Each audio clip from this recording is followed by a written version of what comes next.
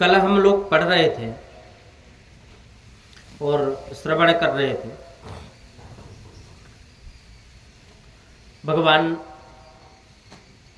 भोलेनाथ की संक्षिप्त शिव कथा है श्री रामचरित्र में।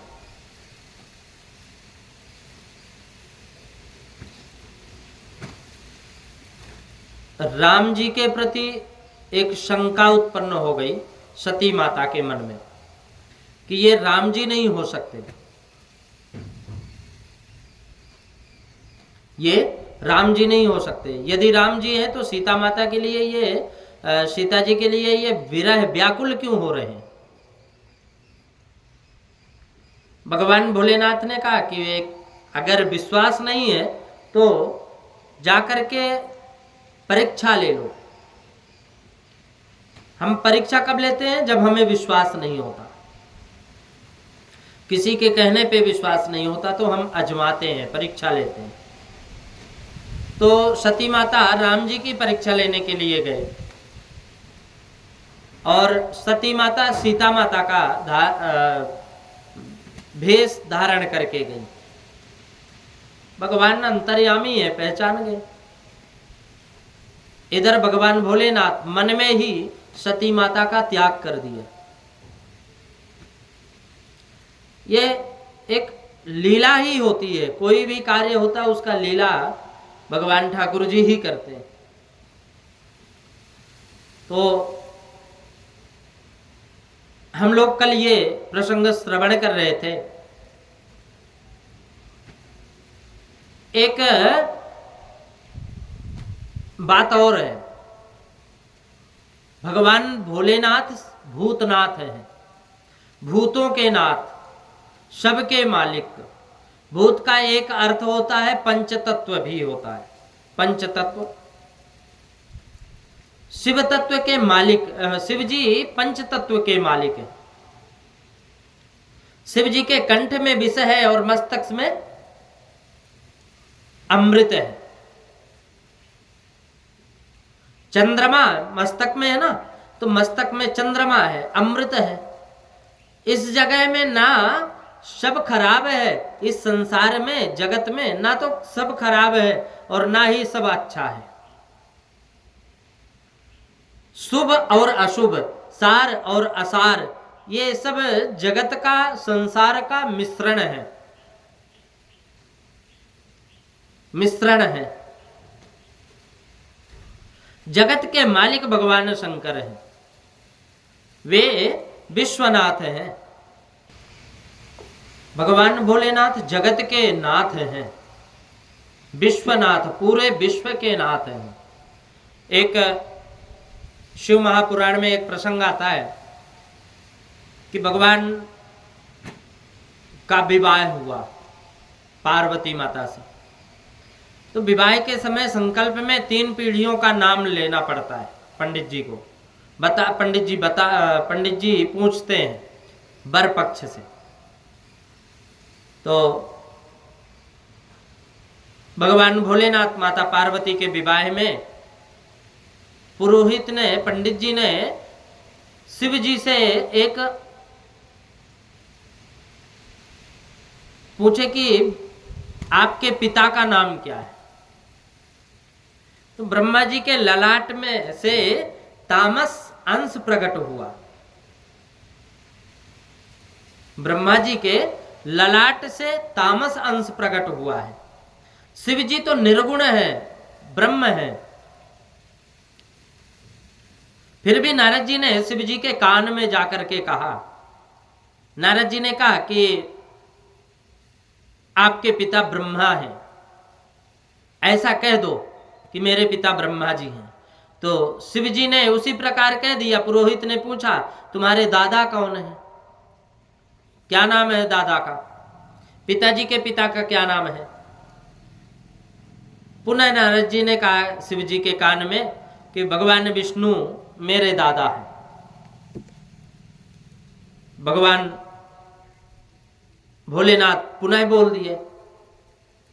नारद जी इस बार तीसरी बार जब पंडित जी पूछते हैं कि तुम्हारे परदादा का नाम क्या है।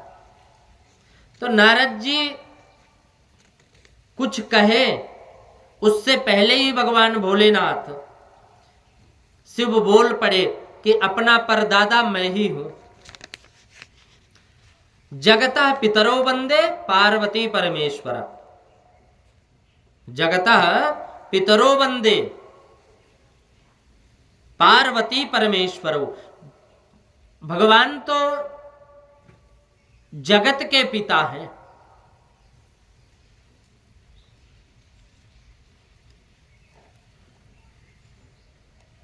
लेकिन एक प्रसंग आता है कि दक्ष प्रजापति शिव तत्व को जानते नहीं थे।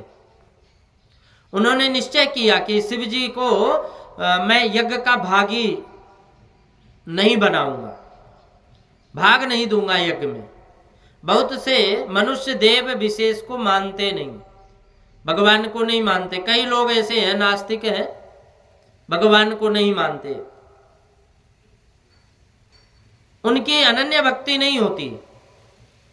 अन्य देवों को अंश रूप में मानो, अपने इष्ट को पूर्ण रूप में मानो, परंतु मान्यता समस्त देवों का मान्य करना चाहिए।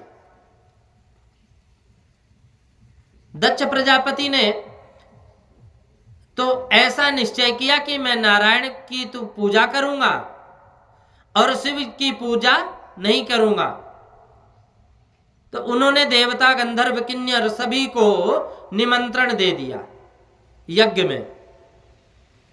किन्नर नाग सिद्ध गंधर्वा बंधु समेत चले सुर सरवा। विष्णु विरंच महेश बिहाई चले सकल सुर जान बनाई। सती विलोके व्योम विमाला जात चले सुंदर विधि नाना। तो देवता किन्नर नाग सब विमानों में बैठ करके कैलाश के ऊपर से जा रहे थे। अब सती बाहर आई, सती देवी जब बाहर आई देखी कि देव कन्याओं ने सुंदर श्रृंगार किया हुआ है आज, और सती ने उनको हाथ ऊपर करके बुलाया और इशारा दिया, बोला कि कहाँ जा रही हो। तो उत्तर मिला कि तुम बहन, तुमको खबर नहीं है, पिता, आपके पिता बहुत बड़ा यज्ञ कर रहे हैं, तुमको निमंत्रण नहीं मिला क्या। तो सती जी ने विचार किया, आश्चर्य किया और मन में विचार करने लगी कि मुझे सूचना भी नहीं दी गई और पिताजी यज्ञ कर रहे हैं, लेकिन क्या पता भूल गए हूं, बड़ा यज्ञ है, अनुष्ठान है, मैं लाडली हूं, लेकिन क्या पता इतना बड़ी जिम्मेदारी है तो इसलिए भूल गए होंगे। तो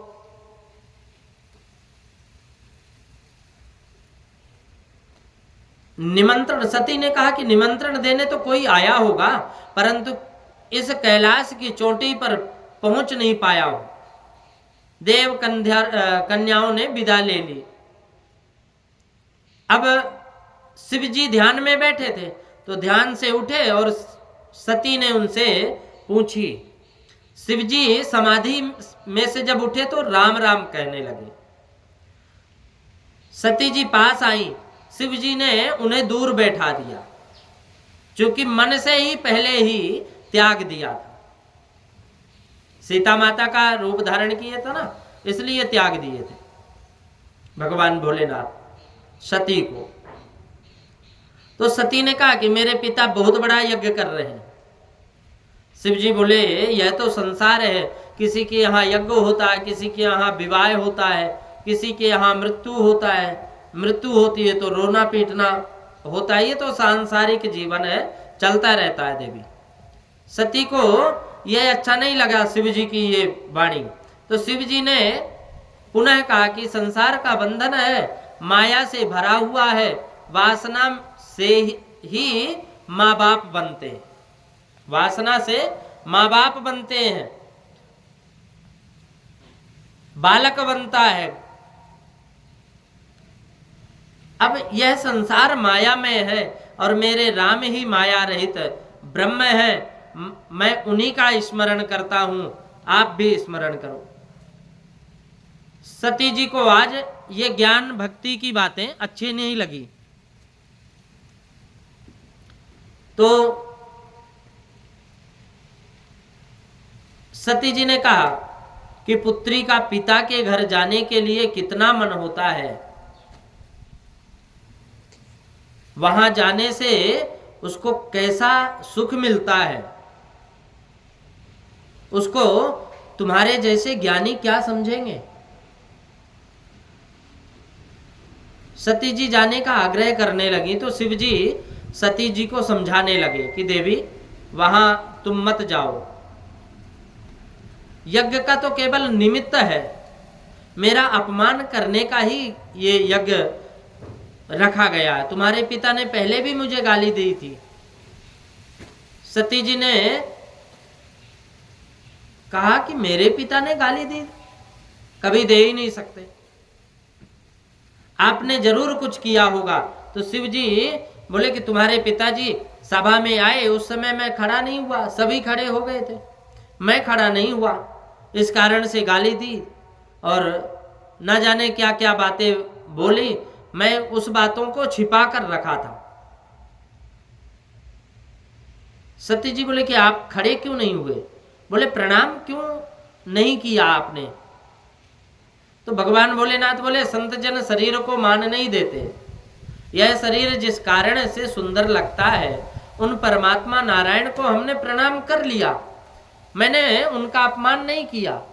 तो सती माता बोली महाराज यह तो ज्ञानी पुरुषों की परिभाषा है, पिताजी के अंदर में विराजे हुए अंतर्यामी को तो आपने प्रणाम किया, मेरे पिता जी को उसकी खबर ना हुई होगी, उन्होंने कदाचित कुछ क्रोधवश कह भी दिया हो, तो उस सब को आप भूल जाइए।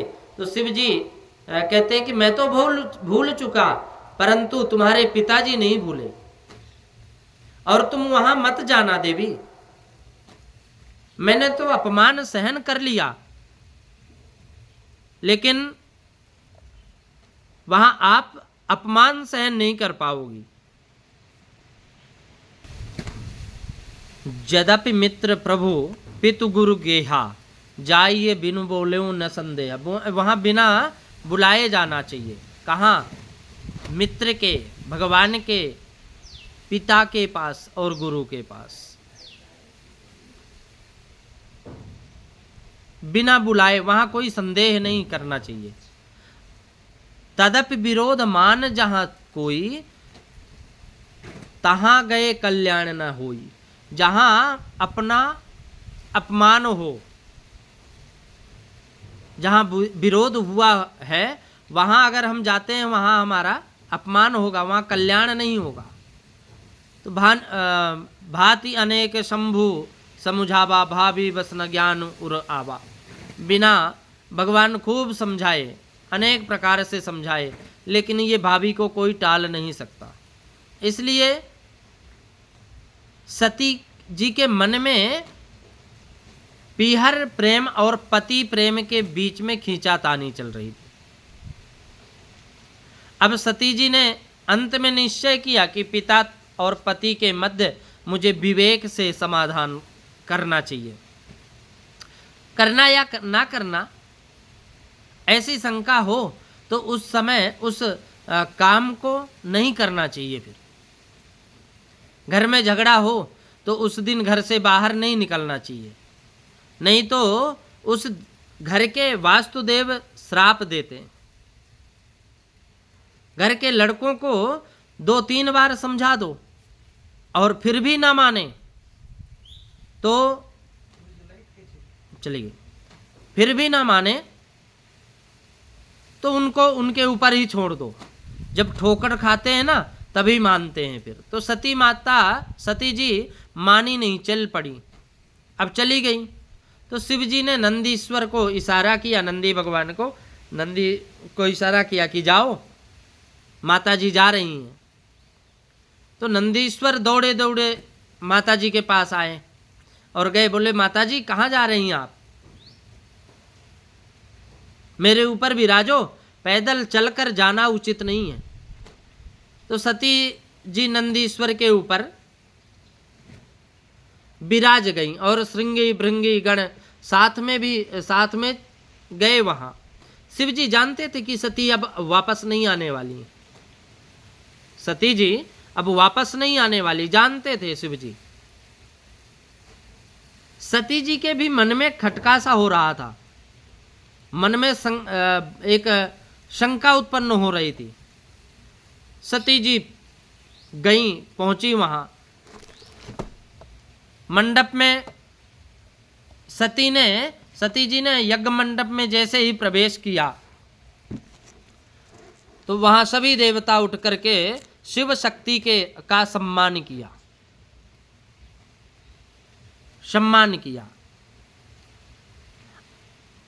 अब सभी ये सती जी ने जब देखा, किसी पर दृष्टि नहीं डाली, डायरेक्ट दक्ष को प्रणाम किया, अपने पिता को प्रणाम करती। और दक्ष ने को जब प्रणाम की तो दक्ष भी इधर मुंह घुमा लिया, मुंह मोड़ लिया। तो सती जी को शंका हुई। उन्होंने चारों तरफ देखा, यज्ञ मंडप में सभी देवताओं की पूजा हुई, परंतु शंकर भगवान की कहीं एक सुपारी तक नहीं रखी गई। तो सती जी को पति देव का अपमान सहन नहीं हुआ। जो यज्ञ शिव स्वरूप है वो तो वास्तव में यज्ञ है, और जहां यज्ञ में शिव जी का भाग ना हो, जहां जो यज्ञ शिव स्वरूप ना हो, वह यज्ञ शव के समान माना जाता है, मुर्दे के समान माना जाता है। सती जी की आंखें लाल हो गईं, केश फैल गए, बाल फैल गए। अब सती जी ने बड़ी दिव्य बात कही कि तुम शिव के साथ वैर करते हो। ज्ञानी पुरुष शिव जी की आराधना करके महान होते हैं। काम सुख में फंसे हुए शिव तत्व को क्या समझोगे? शिव कृपा से ज्ञान मिलता है, मुक्ति मिलती है।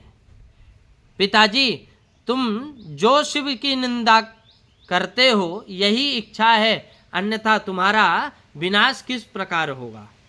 भगवान की इच्छा है, इसलिए शिव जी की निंदा करते हो। अंतकाल में सती जी ने क्रोध छोड़ दिया, पद्मासन जमाया और प्राणापान के समान में मिलाया, प्राणापान को समान में मिलाया, कंठ में से ऊपर खींचा श्वास को, और मन के साथ मन को प्राण में लीन किया। प्रजापति शिव का ध्यान किया, अपने प्राण प्रिय शिव जी का ध्यान किया। माता सती जी, एक बात और है, माता सती तो महान योगिनी हैं। अंतिम संकल्प किया कि जन्म जन्म शिव पद अनुरागा, मुझे जन्म जन्मांतर तक शिव जी ही मेरे पति हों। मैं पतिव्रता हूँ, परंतु पति की आज्ञा को मैंने भंग कर दिया, इस कारण अब ये शरीर को मैं त्यागना चाहती हूँ। शिव जी ने अग्नि तत्व की भावना की, सती जी ने अग्नि तत्व की भावना की, और अंदर से ही अग्नि प्रकट हो गई। सती माता का शरीर जलने लगा। नारद जी को आश्चर्य हुआ, तो नारद जी कैलाश पर दौड़ते दौड़ते कैलाश पर पहुँचे। भगवान भोलेनाथ सनकादिक ऋषियों को वहाँ उपदेश कर रहे थे, ज्ञान मुद्रा समझा रहे थे। अंगूठा ब्रह्म है, अंगूठे के पास वाली जो उंगली है वह जीव है, बाकी 3 उंगली स्वर है, रज तम और सत रज और तम। नारद जी वहां आकर रोने लगे। शिव जी ने रोने का कारण पूछा तो दक्ष प्रजापति, नारद जी बताते हैं कि दक्ष प्रजापति के यज्ञ में जो भी हुआ, घटना घटित हुई, सारी बात वो बताते हैं नारद जी भगवान भोलेनाथ को। तो शिव जी ने सुन तो लिया और सुन करके हास्य किया, स्मृत हास्य किया। शिव जी को कुछ सुख और दुख ये दोनों नहीं होता, वो तो आनंदमय है। नारद जी को आश्चर्य हुआ, इनको तो कुछ व्याप्त ही नहीं। तो सती जी को प्रज्वलित होने की शक्ति शिव भगवान भोलेनाथ ही ने ही दिया था। अब नारद जी ने दक्ष प्रजापति को दंडित करने को कहा। शिव जी ने कहा कि किस भगवान भोलेनाथ को यदि क्रोध आ जाए तो संसार बचे ही नहीं। नारद जी ने कहा कि महाराज आपके गणों को भी वो पीटा है। उस समय थोड़ा सा क्रोध आया भगवान भोलेनाथ को। अब शिव जी ने वीरभद्र को उत्पन्न किया और वीरभद्र का रौद्र रूप देखकर नारद जी घबराने लगे। शिव जी ने वीरभद्र को आज्ञा दी, प्रलय का यह समय नहीं है, दक्ष प्रजापति का माथा काट डालो और यज्ञ को विध्वंस कर दो। वीरभद्र ने शिव जी की आज्ञा का अविलंब पालन किया। इधर दक्ष का माथा काटा, यज्ञ को विध्वंस कर डाला। देवताओं ने शिव जी की स्तुति की। शिव जी क्रोध भूल गए। यज्ञ मंडप में पधारे दक्ष प्रजापति को बकरे का मुख लगाया। ये शॉर्टकट में है, राम कथा में ये संक्षिप्त में है शिव कथा। तो दक्ष प्रजापति जैसे श्रीमद् भागवत में राम कथा संक्षिप्त में है, वैसे ही रामायण में राम कथा में शिव कथा संक्षिप्त में है। तो दक्ष प्रजापति के बकरे का मुख लगा दिए भगवान शंकर जी। उन्होंने शिव जी की स्तुति की। दक्ष प्रजापति जब जीवित हुआ तो शिव जी का दर्शन करके शिव जी की स्तुति की। यह परिपूर्ण हुआ हरिद्वार के पास कनखल, जहाँ कलखन नाम है ना, कनखल में यज्ञ हुआ था। दक्ष प्रजापति ने यह यज्ञ किया था, उसी को दक्षेश्वर भी कहते हैं। सती जी हिमालय में पार्वती रूप से प्रकट हुई और केदारनाथ जाते हुए गौरी कुंड आता है। उस स्थान पर पार्वती ने अलौकिक तपश्चर्या की। पार्वती जी का दृढ़ संकल्प था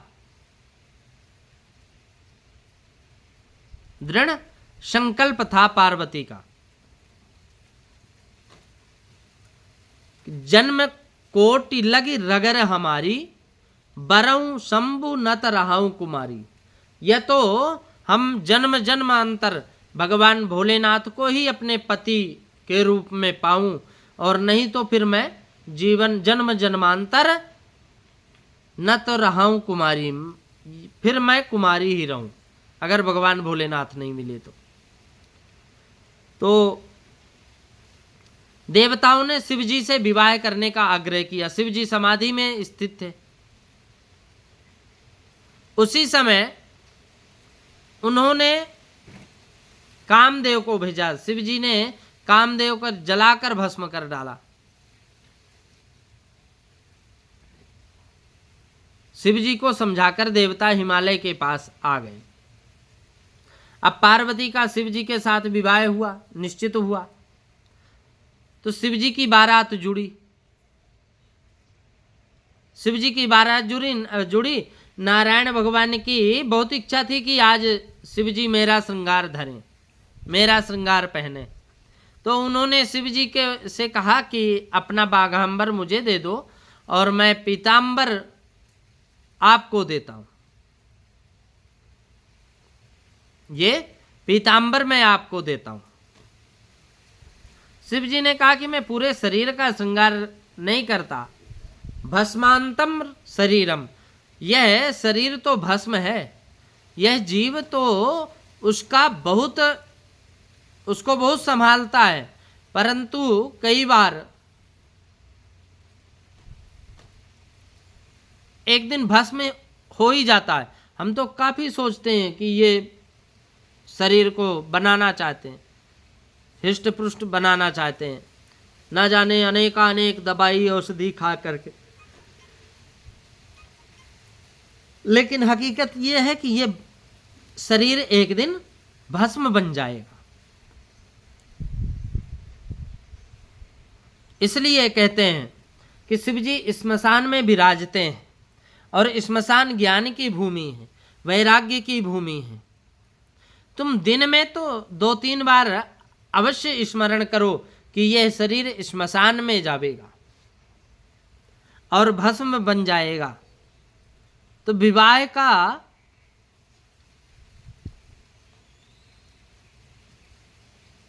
हम तो साधारण ही विवाह करेंगे, भगवान भोलेनाथ विचार किए, लेकिन नहीं माने।